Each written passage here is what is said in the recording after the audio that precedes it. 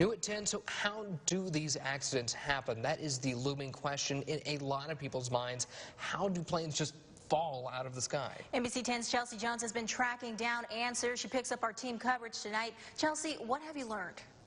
Michelle Lee and Bodie, after speaking to airline officials, it comes down to three things: the pilot's skill set, weather conditions, and aircraft maintenance. But if something happens like the crashes we've been seeing, it's most likely due to an error.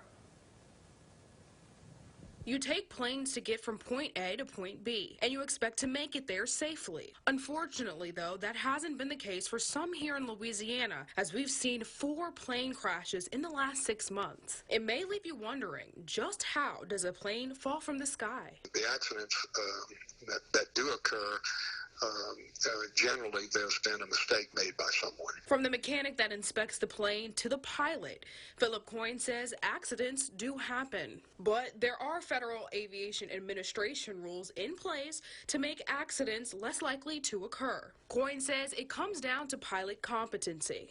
In any type of emergency situation, the Part 91 FAA rules allow the pilot to deviate from any of the rules to ensure that the flight is handled safely. Weather conditions. General aviation craft generally fly lower and are more affected by the weather than the big jets, which tend to fly above the weather. And aircraft maintenance.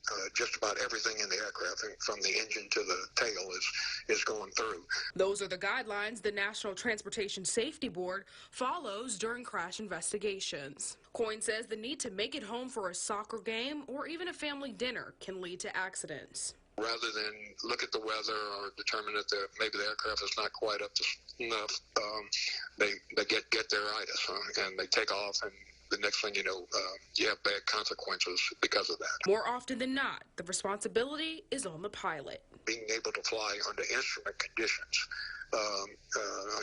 where you cannot see, in other words, the ground, or you cannot see the sky, and that boils strictly down to the pilot's competency. Pilots for Patients has been making flights to help those in need for many years. Coyne says what has helped them be successful thus far is not pressuring pilots to take flight if they're uneasy about any of those 3 factors. In the studio, Chelsea Jones, your local news leader.